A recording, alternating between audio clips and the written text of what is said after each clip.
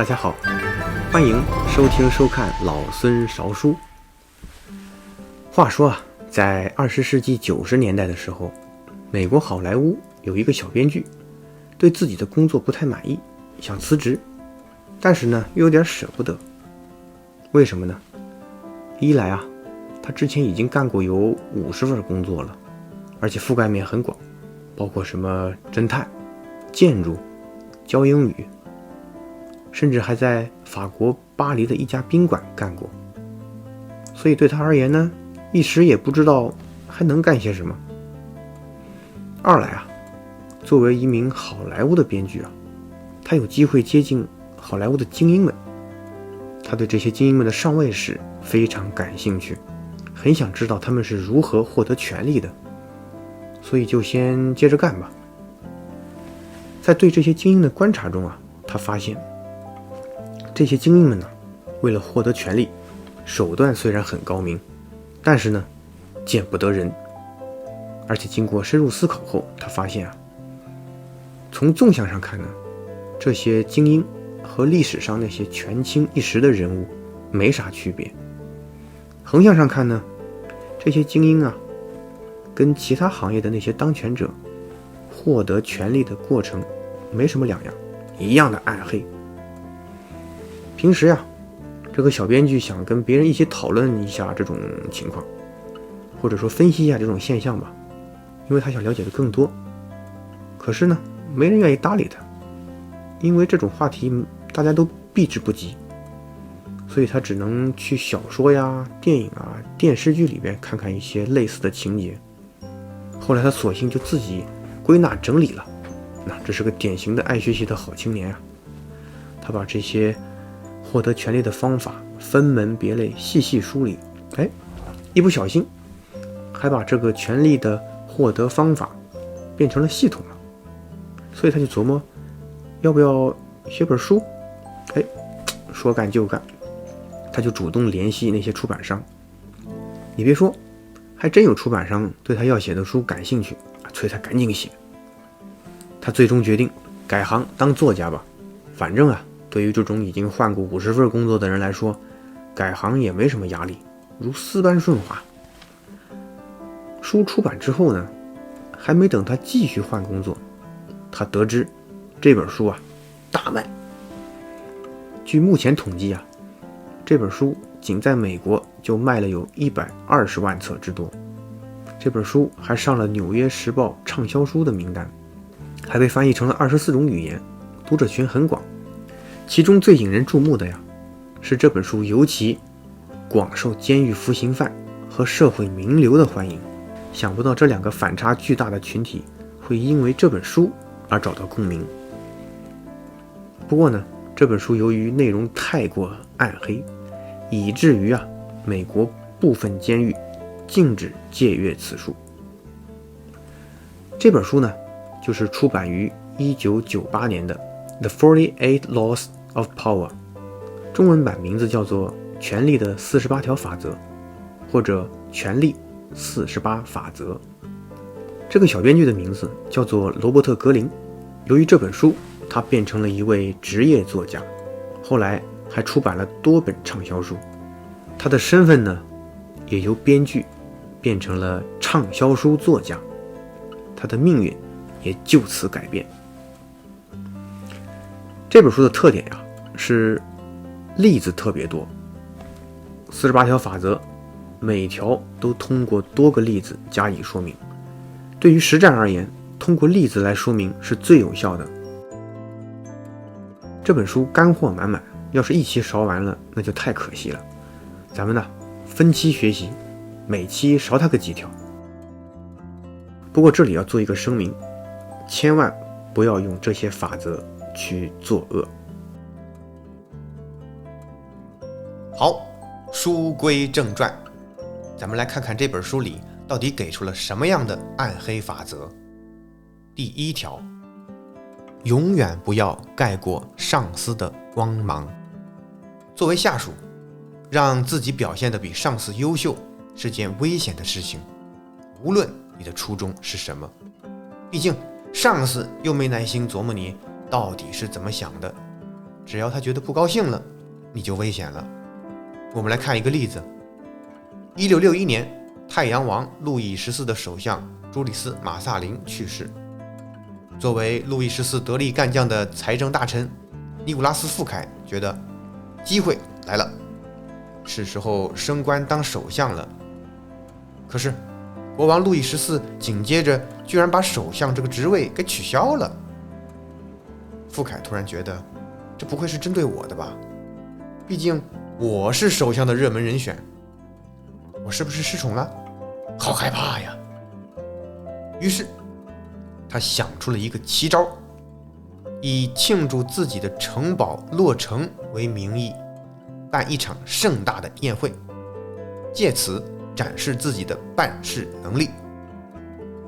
宴会邀请到了很多显赫贵族和社会名流，莫里埃还专门为宴会写了个剧本，甚至亲自登台表演。宴会上的食物也是极尽奢华，席间还演奏了为致敬路易14而专门制作的音乐。当然，晚宴结束后少不了参观城堡。值得一提的是，城堡里的庭园和喷泉后来成为凡尔赛宫花园布局的重要参考。如此高规格的宴会，没实力的人是绝对操办不起来的。宴会第2天，路易14的卫队长达达尼昂，对，就是那个法国的传奇火枪手达达尼昂，奉命把傅凯给抓了。3个月后，傅凯被审判并定罪，罪名是盗窃国家财富。紧接着他就被关到了法国比利牛斯山上一座与世隔绝的监狱的单间，在那里度过了他人生余下的20年。其实呢，那些所谓的犯罪事实都是国王路易14之前默许的。可是国王一旦不高兴，一个财政大臣又能如何？那么路易14为啥不高兴呢？答案很简单，风头被抢了。好，等离子电是跟我家用的一样啊。昨儿把那电视给我砸了啊，什么档次跟我用的一样。路易14是多么爱面子的一个人呐！可是呢，城堡虽然很漂亮，那是为傅凯修的，王公贵族和社会名流的面子也是给傅凯的，甚至路易14本人在宴会现场也就是个吉祥物，是给傅凯锦上添花的。对路易14而言，这是威胁到他的统治的。宴会办得如此奢侈，而且还这么大张旗鼓地让所有人知道，简直就是告诉大家，国王没有傅凯强。路易14后来修建了更加华丽的、举世闻名的凡尔赛宫，还在凡尔赛宫举办了很多场更加奢华的宴会。你看，甭管是什么地位，他就是能为了出口恶气而不择手段。伏尔泰曾为此慨叹道：那晚开始的时候，傅凯在世界之巅；结束的时候，他在世界之底。相比之下，意大利的科学家伽利略就聪明多了。我们再来看看伽利略是怎么做的。很多人对伽利略的了解是从2个铁球同时着地的故事开始的。伽利略对于亚里士多德提出的重物体比轻物体下落速度快这一论点持怀疑态度，因为如果把2个物体绑起来往下扔的话，2个物体互相拽着对方，应该会产生一个介于2者分开下落时的速度。可是2个物体绑起来的话，也可以看作变成了一个更重的物体，因而产生更快的下落速度。这2个推论显然是矛盾的。伽利略根据推理得出，重量不同的物体下落速度一样，并且还跑到比萨斜塔做了实验，将2个重量不同的铁球同时扔下，结果2个铁球同时着地。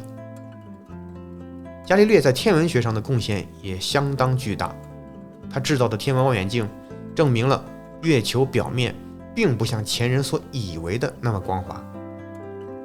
伽利略在17世纪初的时候，感觉自己的处境有点不妙。想要维持研究，伽利略必须从统治者那里获得资助。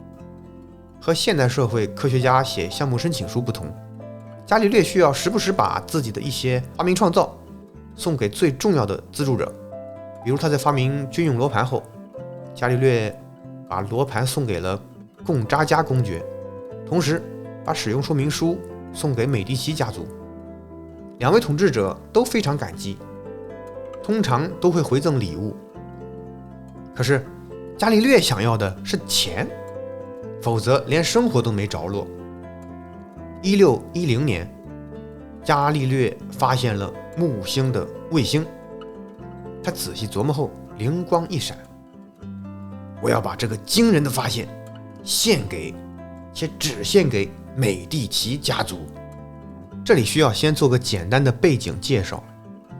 美第奇家族是意大利佛罗伦萨15世纪至18世纪中期在欧洲拥有强大势力的名门望族。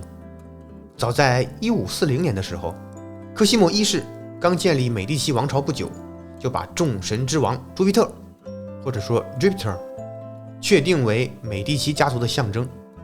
天文爱好者应该对单词 Jupiter 不陌生。西方把太阳系行星之一的木星就称作 Jupiter。 科西莫二世登基时，伽利略宣布他从望远镜看到了木星以及4颗木星的卫星。他还添油加醋解释道，这4颗卫星呢，代表科西莫二世和他的3个兄弟，一共4兄弟。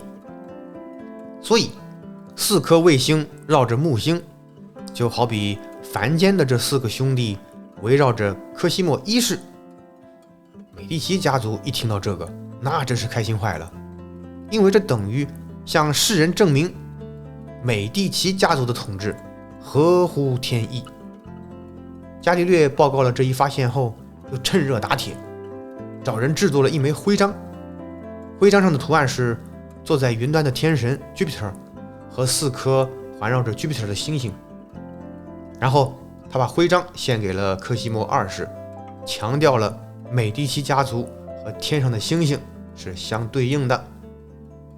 就在1610年当年，科西莫二世任命伽利略为正式的宫廷哲学家和数学家，同时发放全额的薪水。伽利略这就算是进入体制了，不用到处化缘了。伽利略在这件事的前后，只是把自己摆在了一个传达师大爷的位置，获取信息，传达信息。当然，传达信息之前也加工了信息，但是所有的荣耀都毫无疑问地给了美第奇家族，特别是放在了刚刚登基、尚需树立威望的年轻的科西莫二世头上。相比傅凯希望通过彰显自己能力有多强来赢得上司的赏识，伽利略的低调更让统治者放心。当然，以上的2个例子只是讲了如何安全地做个下属。那么对于职场中想往上爬、获得更高权力的人，是不是只能从此任命，最多当个被重用的下属呢？关于如何逆转，罗伯特·格林的建议是：如果你的上司地位很稳固，那你依旧老老实实伺候着；如果他正在走下坡路，你就不动声色，仔细观察，在适当的时候加速他的衰败，不用心慈手软，因为他也是这么爬上来的。然后在关键时刻超过他。不过如果他气数已尽，你就不能下手太狠了，因为那样会让你看起来很残忍。真是人生如戏，全靠演技。罗伯特·格林所描述的这一波操作，真是堪比电视剧里的情节，心机重重。但是这也达到了维护自己形象的目的，这一点我们会在后续的节目中提到。好，今天先勺到这儿，剩下的内容咱们下回再勺。再见。